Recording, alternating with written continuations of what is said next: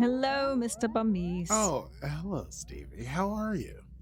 I am well. But I am not well because our beloved Star Trek Picard has finished. It is over. But is it truly the end?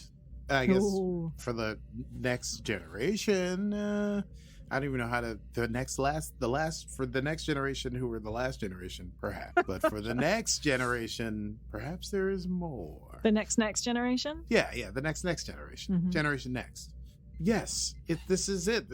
Wasn't that a bad Spice Girls song? Generation Next, was that the Spice Girls? I don't remember. I don't know, but I remember they did an advert for Pepsi. Oh yeah, Pepsi definitely had some kind of Generation Next campaign. Why? That's all I remember. It was Generation Next. That's what it was. Yeah. You nailed it. There you are. Thank you. Wow. Thanks so much. I just had a Marcel Proust moment. I will Proust. I couldn't figure out a thing to say for that. Hey, everybody. Welcome into the program. This is Set Phasers, a highly illogical Star Proust cast? No, Star Trek podcast. Today's star date is stardate 2310421.1. And as Stevie mentioned, we are discussing the Picard series finale, The Last Generation. Whew. Sad times. It is. Although, I feel like now we've got 7 seasons, 4 movies, and 3 more sort of shorter seasons that tell the full story of TNG. And they're all very nicely interwoven. I think you've got hundreds of hours of TNG to enjoy at a clip. I'm with you. I feel like this last season was something, it feels like a movie I can watch again and again and again. Oh, yeah. There's a lot of payoff in this last episode, which they did very well. Full credit to Terry Matalas, who apparently wrote and directed this. I doubted how he could pull it off. I did, but me too. He did it. He did the right stuff. I don't want to get ahead of ourselves. We're going to run down the whole episode. Before we do that, we've got to handle a little bit of business. With some interrogatives, is my guess, from Stevie. An interrogative. Oh, aren't you fancy? I try. Let's see. Are you missing Star Trek nerds in your life? Oh, okay, I caught you off guard. You sure did. I was drinking. Oh, please. It's my own fault. Are you missing Star Trek Picard and it's only just finished? Well, fear no longer, friend, because you can join us for Trek conversations of Star Trek Picard, Star Trek Lower Decks, Star Trek Strange New Worlds, and more here at Set Phasers. And all you need to do is go to patreon.com/Set Phasers to get all your Star Trek needs and more met. And that's patreon.com/Set Phasers. That's us, baby. And without further ado, let's run it down. It's time to run it down. Can you run it down for me? Talk about Picard now. Run it down for me.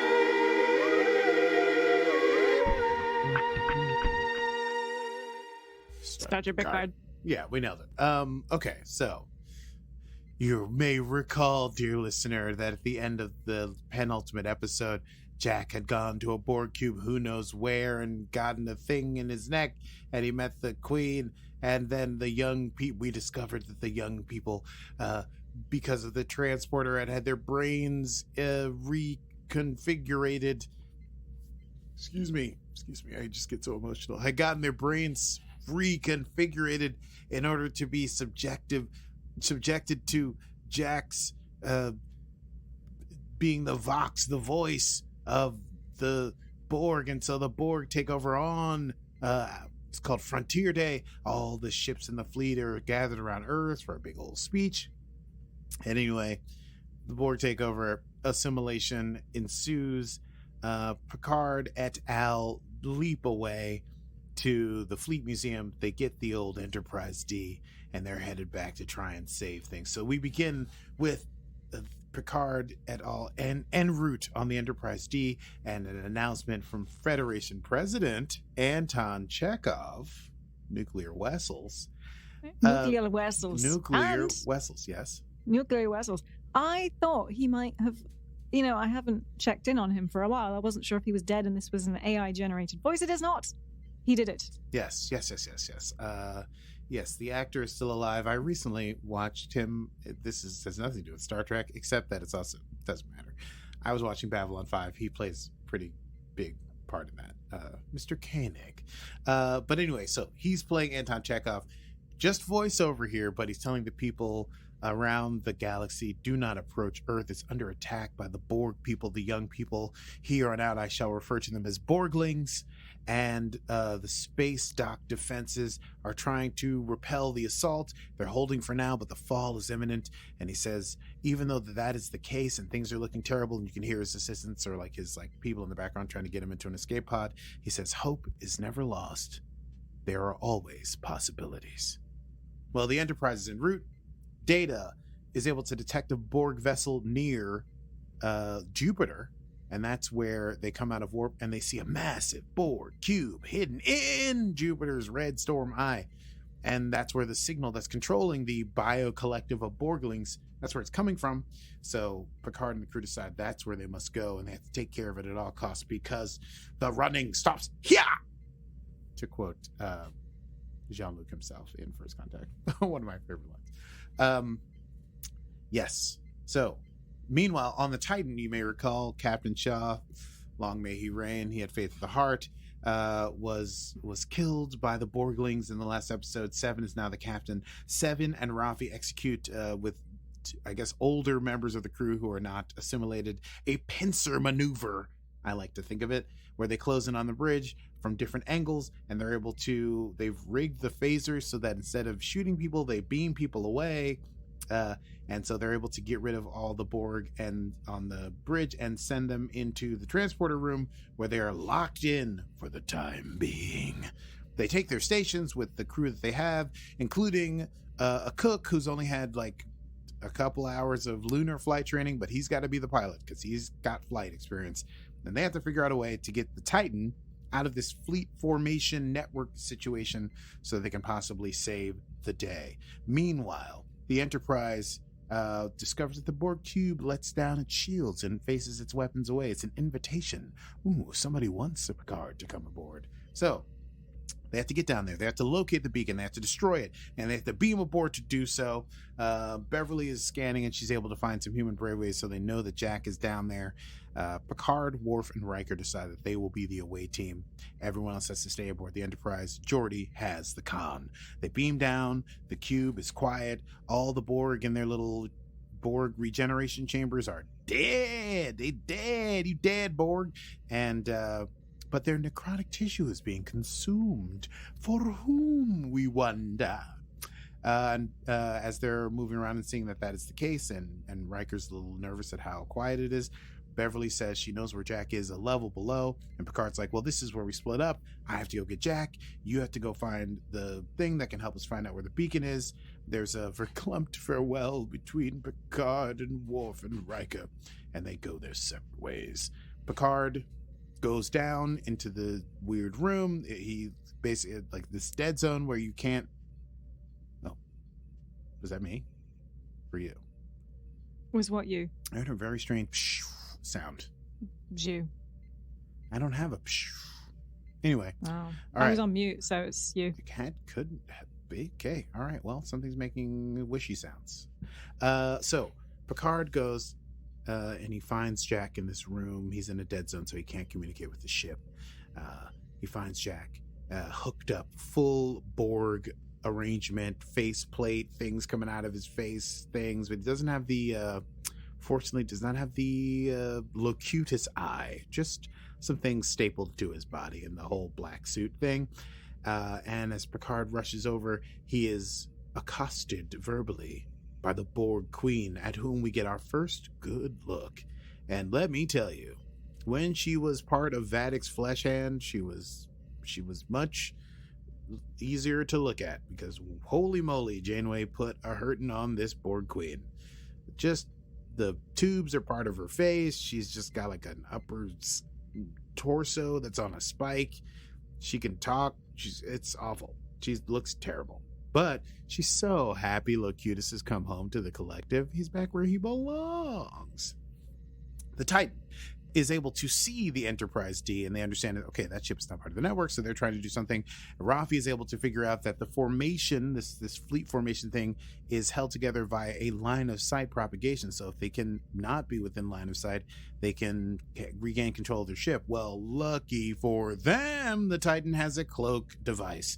And so Seven orders the use of the cloak, and they're using like a strafe and run technique where they like come out of the cloak, shoot, go back into the cloak, come out of the cloak, shoot, go back into the cloak. They're trying to take on the entire Borg Armada. Hey, it's not great, but they're trying to buy enough time for Picard and the Enterprise crew to do something they can do. Picard and the Queen, meanwhile, they have it out. He tries to fire on her, but she's protected by a shield, of course. And he's like, you infiltrated his mind, you tried to steal my son from me. And she goes, oh no, Jack is the one who found me when I was wandering at the edge of space with nothing and no one, and all my children had died. He reached out to me. He is going to save us. The future of the Borg is no... And oh yes, so Picard's like, hey, listen, take me instead. You want me, you want Locutus. Come on, baby. The show's called Picard, look around. And she goes, oh no, I don't want Locutus anymore. I've got the Vox. The future of the Borg is not simply assimilation. It is evolution. So, meanwhile, that's happening. Riker and Worf are able to find the main access terminal that will tell them where the beacon is, and they connect the Enterprise to it. But as they do that, hey, some of the drones that all should have been dead, they not dead. There's like 4 or 5 of them, maybe 6, that are still alive. And a fight ensues. At the same time, on the Titan, the young Borglings are able to break out of the transporter room, and the 2 LaForge daughters go and destroy the cloak just by shooting at it, and they head off all the Borglings to retake the bridge. On the Enterprise, the cube starts firing once the Borgs come awake and they realize that there's more than just Picard down there. Cube starts firing on the Enterprise. They have to make evasive maneuvers. They don't have the automated weapon system, so Beverly, who is manning the I don't know what you call it, the guns, I guess, is going to have to figure out and fire back manually, and she does quite well. And everyone turns to look at her and she says, hey, it's been an interesting 20 years for me. Worf and Riker are fighting the Borg. It's mostly Worf, though. Riker kind of ducks out of the way because the Borg are shooting, and Worf has his Klingon sword, swordleth, and he is able to take out like 4 of them doing this, but he takes quite a few shots, and eventually he takes one directly to like the chest, and he falls back to where he and Riker are hiding behind the terminal. And he's like, oh, the sword. And Riker tries to take the sword, and the sword turns out is extremely heavy. Riker's, good Lord, how heavy it is. But then Worf is like, hey, there's the hilt. And he reveals that the hilt is a phaser. And Riker's like, you had a phaser the whole time. Why were you using the sword? And Worf's like, oh, swords are fun. So Riker's able to take out the remaining 2 Borg drones with this phaser. Meanwhile, they figure out where the beacon is, but it's in the heart of this cube. Very difficult to get to, and pretty much impossible, to fly a whole ship into. Except... maybe Data can do it. And Data, he has this feeling in his gut. Data has a feeling that even though it's improbable, he thinks he can do it. And Geordi, who's in charge, says, you know what? I trust you, Data. And they go flying into the Borg, and it's the Borg cube, and it's bonkers, and Data's having the time of his life. Earth, the space dock defenses fall. Earth is completely defenseless. The fleet begins to target all these cities. Picard, meanwhile, is desperate. He starts ripping cords out of Jack, even though the Queen tells him, like, you can't bring him back, and if you do pull out all the cords, you might kill him. The only way he can come back is choosing to do so himself, which he would never do. Finding the beacon, the Enterprise crew learns that if they destroy it, it will destroy the whole cube, everyone on it. You know what I mean? So they have to make a hard decision, because if they haven't gotten Jack and the away team back, then they destroy this cube and there's like a minute left, and everyone dies. So a hard decision for Beverly and Troy. But they agree that they will do what they must do when the time comes. And Riker and Worf say, even though they've finished their mission, they're not going to beam out. They're going to go find Picard. They owe that much to him. Picard, meanwhile, in desperation, decides if he can't get Jack out by main force, he will go in to the collective, a thing he swore he would never again do. And he shoves the thing into his neck, weird veins spread across his face, And then he and Jack are in beautiful Borg heaven, and they have a little bit of a conversation. While that conversation is going on in the Enterprise, they're realizing, hey, we're out of time. Earth is defenseless. They don't know this, but the Borglings have broken out of the transporter room and are going to take over the ship. It's going to be a standoff. Things are looking pretty dire back on Earth, no matter what Anton Chekhov has to say. And so they go, listen, we're going to have to make a hard call now in order to either we can save but the away team down on the surface of this Borg cube, or we save everyone back on Earth, and in so doing the galaxy. And so they fire on the beacon, and the away team has a minute to save themselves. But they're in that dead zone where they can't be beamed out and they can't be tracked. Picard is in Borg heaven with Jack, and they're talking. He simply cannot convince Jack to leave, as Jack has been felt so isolated, so alone, so away from people. And finally, he is here, connected to so many voices, so many presences. This is what he was meant to do. This is what was written for him. And so Picard says, okay, if I can't get you to go, then I will stay. You've changed my life. I'm your father, and I'm going to stay here with you. And he embraces Jack. And in that moment, Jack realizes, even though he felt alone, he was never truly alone. And he comes awake, and he pulls out all the cables, and the Borg Queen is screaming. And once he gets all his cables out, he pulls out Picard's cable. Then he and Picard are together. But the whole Borg station is blowing up and exploding and going crazy. And it looks like this could be the end. And the Borg Queen's like, you'll be alone forever, you fool. You've made your... And he goes, I'm not alone. I've got my dad, or whatever. Riker, in this final moment, he and Worf have found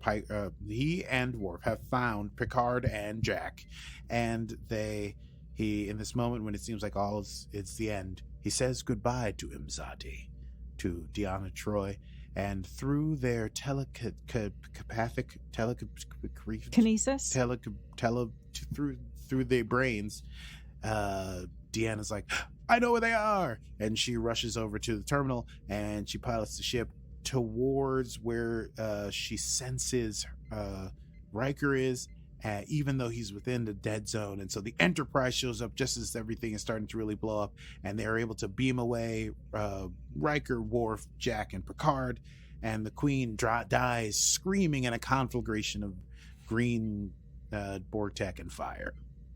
Just in time, because the Borglings had just gotten to the bridge, and it was a standoff, weapons raised on both sides, and then the effects of assimilation drain from the young people's minds and faces, and worried that they have done something terribly wrong, standing at the four of them, Sydney says, what happened? I'm so sorry, just feeling this guilt. And fortunately, the person there to embrace her is none other than Seven of Nine, who knows exactly what it's like.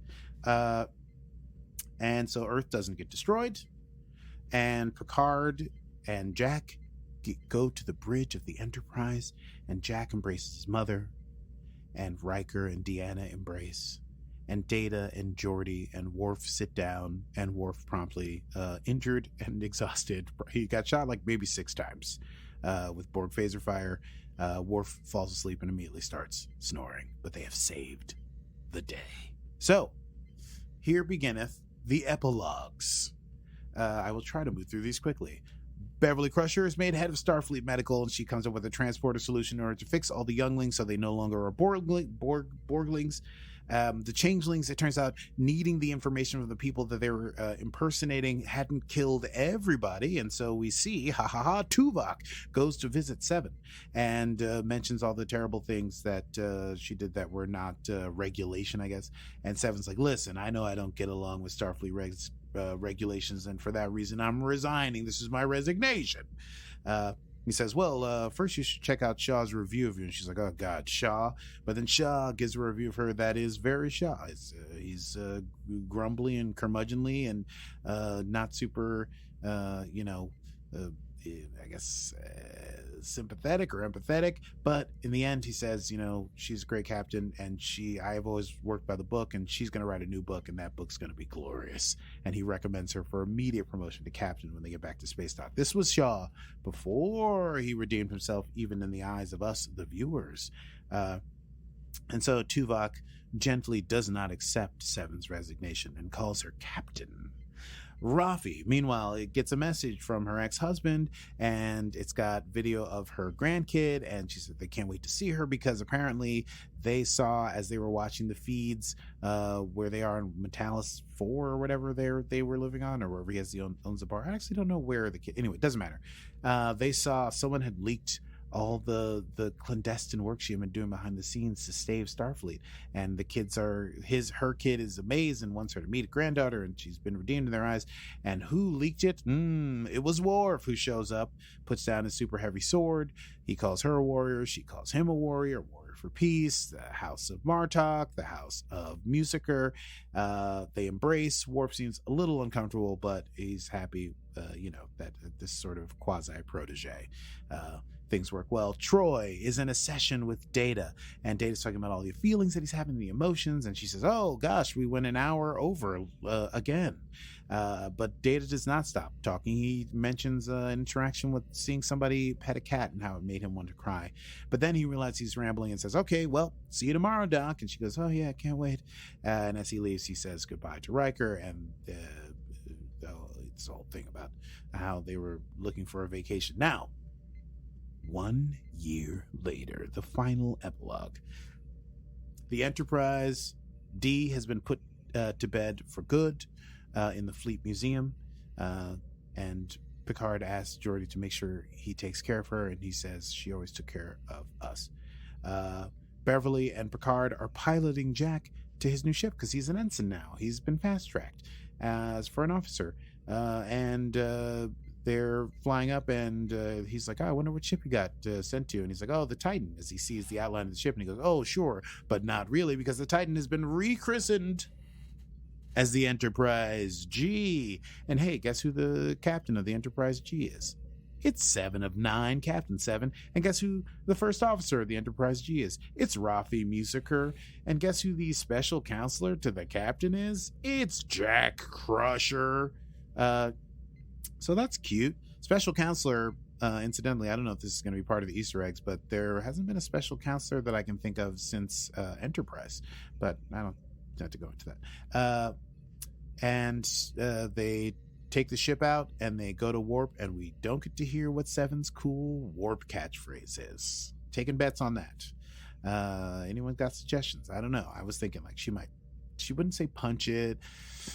She's not really like a let's fly kind of person. She's also not really like an engage kind of person. Like, what would she say? Anyway, I would be lying if I said I didn't think about it all night. We'll never know it. And finally, at 10 forward the bar, the crew is drinking all together, and it's been a long night. You can tell they're pretty drunk and tired, and Worf's like, maybe we should call it a night, but we'll do one last toast. And Picard gives a toast where he quotes Shakespeare, Julius Caesar, which happens to be the Julius Caesar I had to memorize. One of the Julius Caesar things I had to memorize in high school. Very touching for me. And everyone agrees. It's the beautiful one about, there comes a time in the tides or whatever where it's taken at the meat of it, it becomes a ship. And then Picard says, pursuant to that, and presents a deck of cards. And then they all go, oh, hell yeah. And they play poker. And it's a beautiful final scene where they play poker. And under most of the credits sequence, they were playing poker. So really, really tapped into that feeling of wanting to be part of the Enterprise family once again, them playing poker. And that is the end of season 3 of Picard. Oh, wait, no, there's a post-credit sequence. You thought it was over, and you suckers. If you didn't watch the post-credit sequence, you have 4 seconds to pause this now so that you can go watch it, because I'm going to spoil it. Here's what happens in the post-credit sequence. Jack is in his room unpacking, puts up a little picture of his mom and his dad, and he's got his little thing. And who should appear from the shadows? None other than Q of the Q Continuum, who Jack says, oh, you're Q, right? And he goes, oh, it's a simple name for a complicated person. And Jack says, my dad said you're dead. And he says, oh, why do you think so linearly? And he says, I thought you said humanity's test was over. And Q says, for your father, but yours, dear Jack, has just begun. And here endeth the final episode, the final season of Star Trek Picard. Let's chat about that. I say, darling, Let's do a quick chat about that. Yes, let's go. Well, you're right. Yeah, it was just what a rundown. Yes, what a rundown. What an ending. Surprised you managed to do that in such a short amount of time, given that the episode was over an hour long. Was it? It felt like it was 20 minutes long. It truly felt so short. I could have watched it again immediately after I finished it. It was very, very good. I do want to watch it again. Yeah, I probably will. I want to watch the whole thing. Probably I feel like we... could we do a marathon? I suppose we could. How it would be just about 10 hours long. Mm-hmm. Yeah, you could do a marathon. I mean, reasonably, you'd want to do it over 2 days, but you could do it in a day if you really, got up at 6 a.m. and just started watching Star Trek. Be done by dinner. Yeah, you do Star Trek breakfast, Star Trek lunch, Star Trek dinner, Star Trek. You're done. Yeah, absolutely. Did you count 10? I didn't necessarily count 10, but I think I did 1, and then I thought I did 10-ish. It felt like 10. Yeah. Anyway, so let's chat. Let's chat. What did you think? I mean, obviously epic. Overall, I loved it. It really hit the spot. Like we were saying before, I didn't know how they were going to wrap it up and have a satisfying conclusion where we say goodbye to this. But they nailed some of those beats of all good things, Yes. And ending with the poker was a brilliant move because that... Beautiful. Yeah. But I love that we had so many... I'm getting a weird noise too. I love that we had so many endings. Yes.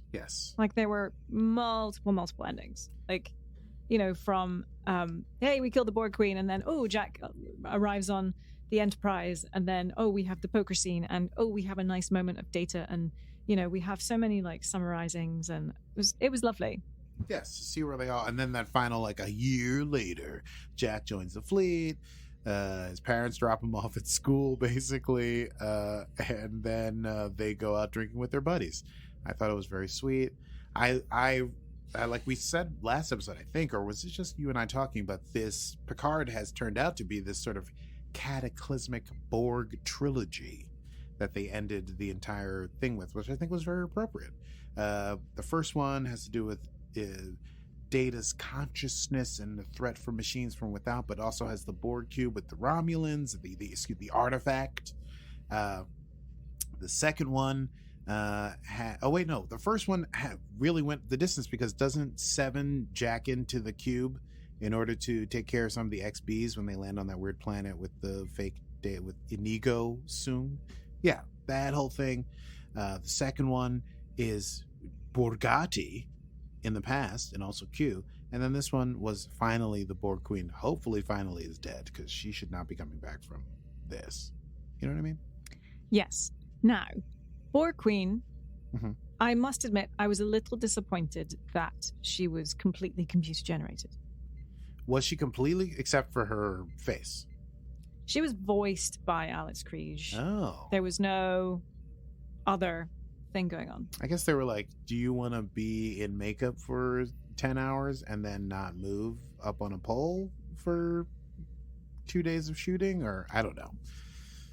I didn't realize that she was completely computer generated. She was so jacked up that I didn't look to see if it was Alison Kriege. I mean, most of her was short. She only had a rib cage and a face.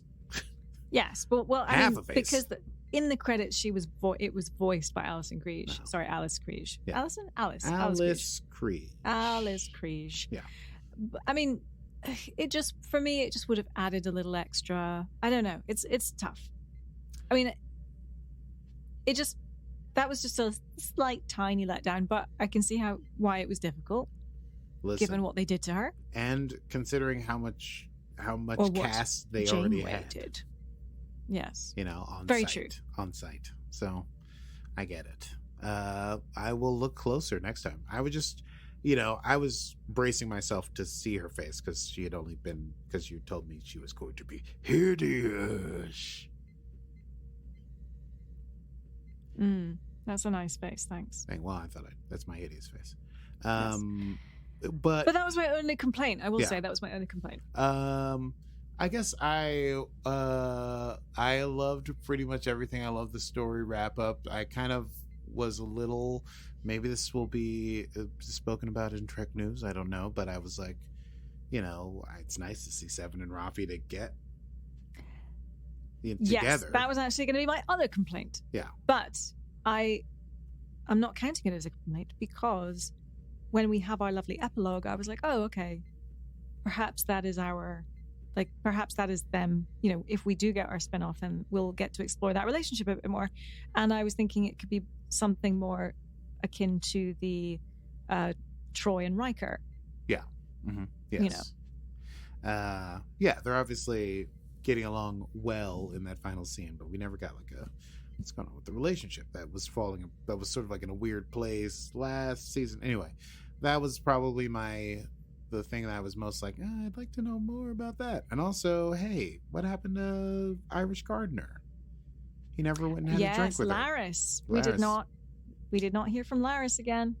So you were right. I thought for sure there was going to be a thing where he's like, goes and he sits next to her and he goes, I have a son, and he's like, meet my son, Jack. And she's like, oh, nice to meet you. Nice. Nice. Oh, God, nice don't do your Irish. It's nice to meet you. No, I can't. So she says, it's nice to meet you. And then, I don't know, they laugh and drink or whatever. But this was better. This was fine. This was tight. For all that it lacked, it had a good, solid storyline. We got to see Data enjoying himself. We got to see Geordi making tough decisions. We got to see Troy. Everyone had a moment that really was a moment. And even Riker being like, he gave me a lifetime, I could give him a minute, And then Riker and Worf having fun, just kicking butt. It was nice. The whole thing really, like I said, this ending made me go, I'm ready to go back and watch Encounter at Farpoint and just start the whole dang thing again. Do we think Picard and Beverly got together? I don't know. I simply don't know. They're positioned next to each other at the poker table, but they're no making eyes. Maybe that was a thing that they were like, maybe we don't know. Maybe we don't know. It's complicated. We don't need, whatever happens ever after happens, or, but this is it. This is it.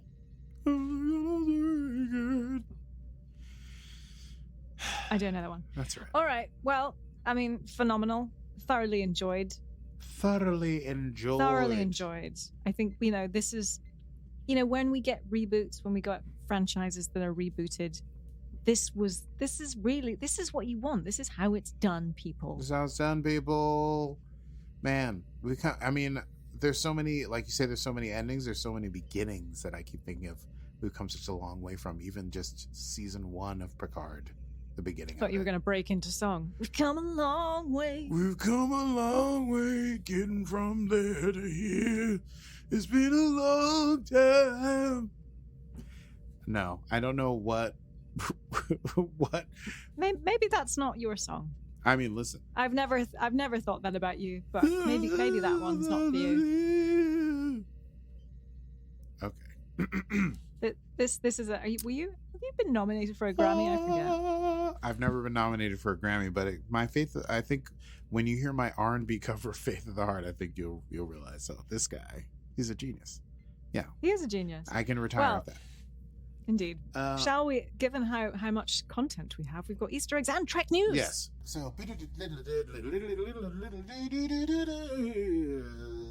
welcome in, everybody. Thank you very much for coming to Set Phasers. We go immediately, as always, to the Easter egg desk. Stevie, how are you today?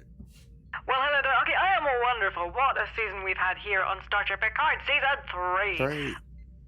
We have so many Easter eggs. I'm going to try and cherry pick, but also just run through them very, very quickly. Go for it. You may have noticed that the Star Trek intro was very episode specific. Each series features, I can't say that very, each series features, there we go, the hero ship for that specific show. And Paramount does something unique for this particular episode by swapping the Titan A out for the Enterprise D, adding the Borg Cube, and changing the music entirely. And here the music echoes from the Jerry Goldsmith Borg theme from First Contact. First Contact. First Contact. This is not a legal movie, as the Star Trek brand logo gets totally assimilated. Haha.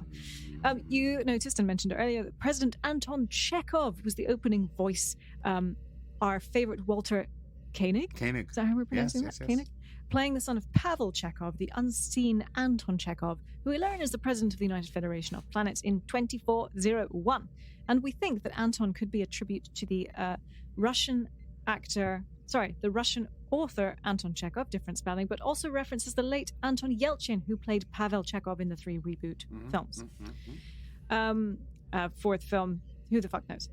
Let's see, the TNG spacescape, as Chekhov tells everyone, do not approach Earth, a line borrowed from the voyage home. We get that familiar blue nebula-ish spacescape straight from the opening credits, The Next Generation, and this image occurred in every episode of TNG, starting with the season 3 premiere, Evolution. Fun fact. Fun fact. Portable beaming with phasers. We noticed that Seven and Rafi use phasers to activate the transporter beam. Now, this happened before in the TNG episode Gambit, when a group of pirates used phasers to beam things up by just firing at them. At that time, everybody thought Picard was dead when he'd actually been beamed up. Indeed. Aha. Let's see, we had the Unimatrix array. Picard refers to this, and this concept comes from Voyager, you may remember, specifically episode Scorpion Part 2. Rather fun one, that one, Scorpion Part 1 and 2, which introduced 7 of 9 by this designation. 7 of 9, tertiary adjunct of Unimatrix 01. A Borg Unimatrix was simply a specific division of the Hive, and the Voyager episode Unimatrix 0 established a secret part of the collective where the Borg try to hide their minds from the Queen. But, spoiler, it didn't last. Let's see. You may have noticed 7 of 9 said they're engaging the Borg. Yes. So when the 1701D Enterprise pops up on the Titan sensors, 7 says they're engaging the Borg, referencing Picard's line from The Best of Both Worlds, Part 1, where he says, "We have engaged the Borg." So we go to 7's promotion when Tuvok plays the hologram recording left by Captain Shaw, 7's promoted captain, an idea that was foreshadowed in Picard Season 2 as well as the first episode of Picard Season 3. As Tuvok playfully says, "Resignation denied." We hear Jerry Goldsmith's theme for Voyager. We sure do.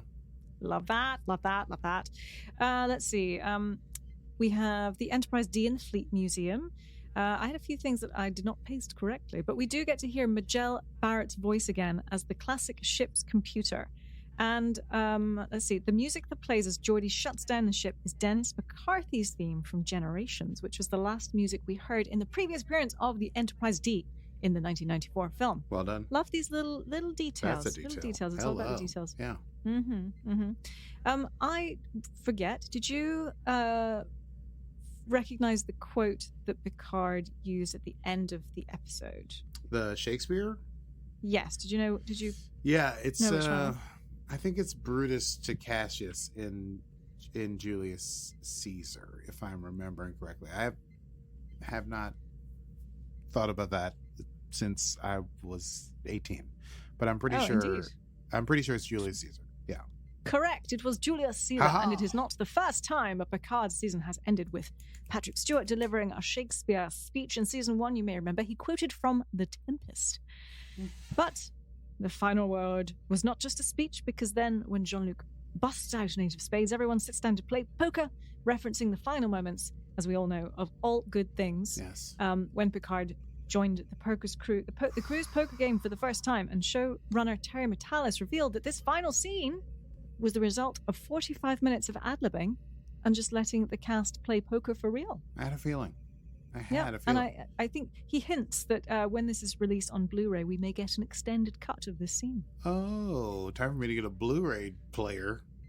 Indeed. Well, that is all from the start of the Easter eggs, or that's all I can go through right now, because there's far too many, and I think I accidentally pasted over 1 or 2. So, Aki, that is it for me. It is back to you in the studio. Fantastic. Even though it seems like I'd be the anchor for a news show, we're now going to go to Trek News. News from around the galaxy. News. I love the news. Let's see. Klingons. They are back.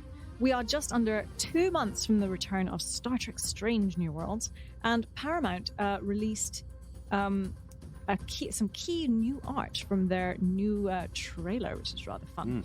And we see a reboot of the look of the warrior race once more as we bring the species look back for a more traditional Star Trek 3 and beyond design. So very exciting. We also see a glimpse of the new Enterprise chief engineer, Pelia, played by Carol Kane, who will be in a recurring role this season. Good listen. I hope, unfortunately, I think she's probably going to die and be replaced by Scotty, or at least, come off the Enterprise at some point. Maybe she'll just leave. Maybe they're not going to kill every chief engineer. Maybe. But it seems like that's going to be their thing, right? They are a red shirt, after all. Hello. No. Let's see. Okay. The big news. Lieutenant James T. Kirk reappears. He's back on the Enterprise. Yep. And he's seen appearing on modern-day Earth alongside La'an, Noonien Sung, played beautifully by Christina Chong. Now, the big news that we got super excited about this week was Michelle Yeoh. Yes. The recent Oscar winner is returning for a brand new movie that Paramount announced this week, Star Trek Section 31. Well, she reprises her role as Emperor Philippa Georgiou. She joins a secret division of Starfleet tasked with protecting the United Federation of Planets and faces the sins of her past. Now, many people might be asking, well, why is it a movie? Well, why not? That's what I say. Partly, I think it might have something to do with the constraints on her schedule and no doubt salary demands. You think? Being now a fancy Oscar winner. But fair play to her, and I'm excited. We haven't had a new Star Trek movie for years, and it won't be the reboot, so we're getting some new Trek. Trek, we love the new Trek. Let's see.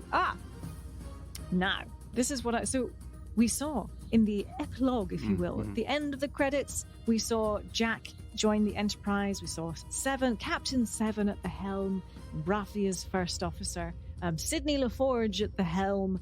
So are we going to see a spin-off? I mean, at least a movie event. Right? Come on. Why not? We still haven't seen the new podcast that they announced last year, which I believe was sort of a prequel to Khan, right, really. Something I think. like that, yeah. But it's been coined Star Trek Legacy, because why not? And that's quite fun, and I would totally support that.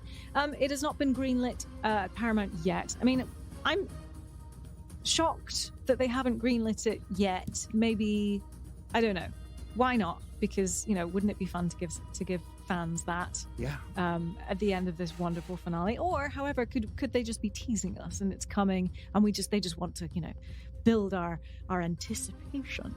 But he knows where it would go. He's talked about it. He's very excited. He said, it would follow Captain Seven on the new Enterprise G. He knows that what Jack Crusher's future is past that scene with Q. He also apparently has a very surprising way that Todd Stashwick could return, although he remains very tight-lipped about the specifics. Metalis says, I know quite a few things. I know exactly how Todd Stashwick is involved or would be involved if we should ever be so lucky to have him come back. Todd knows, and we've always known, and Jerry Ryan knows, and it's the coolest thing ever. Yeah. So that's where that stands. So I do hope that it happens. My goodness. But lots of news. So much news. So much news. That's all very exciting. God. Yes. I don't know what to say about that except maybe some quotable moments. Let's go to quotable moments. That is all from the news.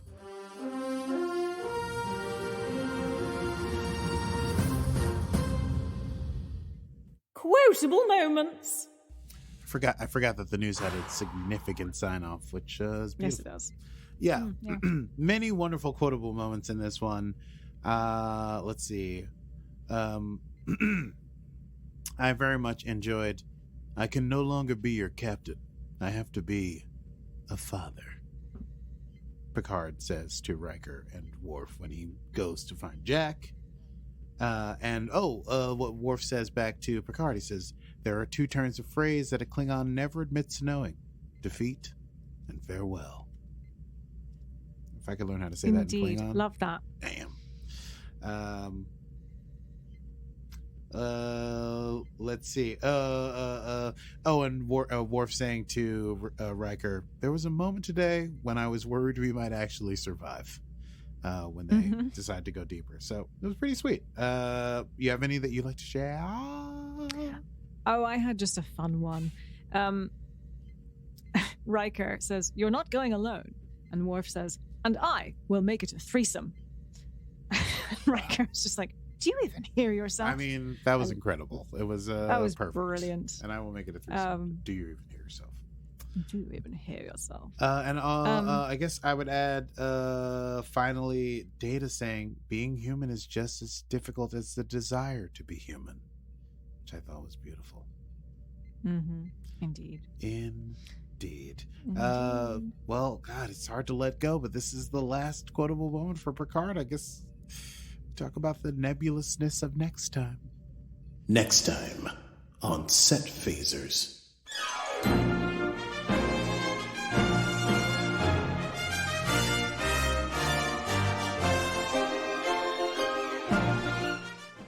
Hey, next time on Set Phasers, who knows? I mean, listen, we're gonna bridge the gap between this final episode of Picard and the first episode of Strange New Worlds. I have a lot to think about. I have a lot to feel about, and I also probably have to. I don't know if we want to do this together, but I'm gonna have to rewatch all of Strange New Worlds. Obviously, it's one big binge.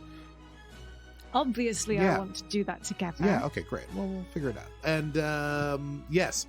Well, if you enjoyed this and you're going to be jonesing for some people's talking about Star Trek, are you jonesing for people who... I've never said the word jonesing. Do it. Yes. Listen, we have so many back episodes where we talk about all of Star Trek Discovery, all of Star Trek Picard, all of Strange New Worlds that has come out so far, and all of Lower Decks. We're talking about Trek here. That's what we do on Strange New Worlds, on Set Phasers. So please go to wherever you get your podcasts and listen to the bajillion episodes we have. Please do that.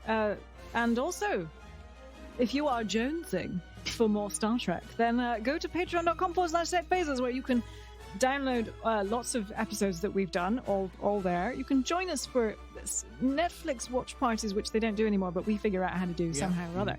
And Zoom watch parties with us. In fact, I also forgot in the news that Lower Decks is releasing a role-play game. Oh, that's right. And we're going to play that with you. Yes. So do join us on patreon.com/setphasers, where you can be an even bigger nerd with us and do RPG. RPG, yes. And if you're jonesing for some social media content, I guess jonesing is our thing now, you can find us on Instagram. You can find us on Facebook. We're Set Phasers Podcast. Meme Game Strong, it's all Stevie.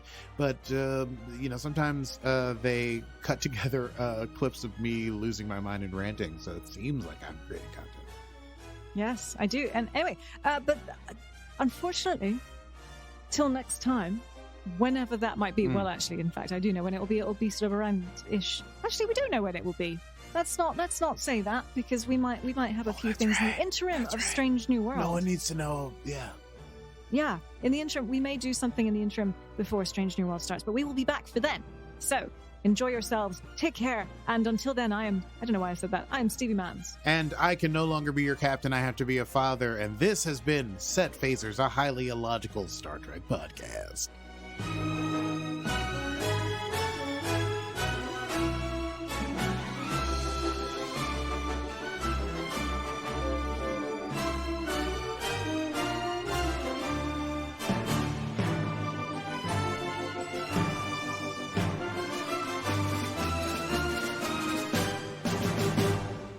Computer, end program.